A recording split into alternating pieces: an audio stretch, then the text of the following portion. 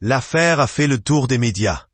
Le 26 février 2025, les policiers de Montreuil interviennent au domicile de Maria Pia, la fille du journaliste Pierre Bellemare. Celle-ci s'est réfugiée chez ses voisins, couverte de sang. Son fils, Adrien, vient de l'agresser à coups de couteau. Alors que les autorités tentent d'interpeller Adrien, il se donne lui-même des coups de couteau. Il sera transféré aux urgences absolues de la Pitié-Salpêtrière. Son pronostic vital a été engagé.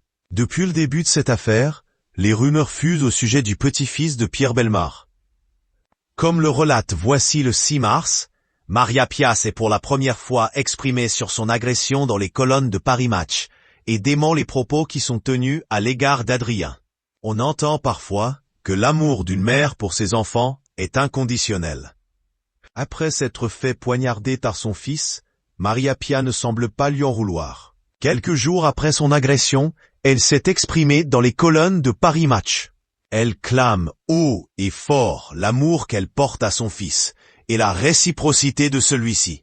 Mon fils m'aime, il n'aurait jamais voulu me faire du mal. Ce que j'ai vécu mercredi, ce n'est rien par rapport à nos 18 années de relations fantastiques, explique-t-elle. Cette interview est aussi l'occasion pour la maman de démentir certaines rumeurs qu'elle a vues circuler dans les journaux. J'ai lu dans la presse qu'Adrien serait schizophrène, c'est totalement faux. Selon elle, aucun problème de santé mentale ne justifie l'acte de son fils. Elle s'est tout de même vue prescrire 15 jours d'invalidité totale au travail. Adrien, petit-fils du défunt Pierre Bellemare, a donc poignardé sa mère le 26 février au soir, aux alentours de 21h, suite à un différend. Comme on peut le lire dans Paris Match, il s'est par la suite fait du mal également. Dans un état second, insensible au pistolet à impulsion électrique des agents dépêchés sur place, Adrien se larde de coups de couteau jusqu'à s'éviscérer, avant d'être maîtrisé. Le parquet de Bobigny, chargé de l'enquête, n'a laissé filtrer aucune information concernant des antécédents psychiatriques. Le jeune homme n'a pas suivi les traces de son grand-père dans le journalisme.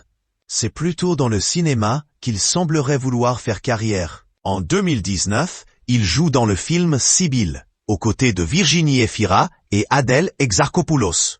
Il a également été vu, cette même année, dans le court-métrage Je suis Thalès.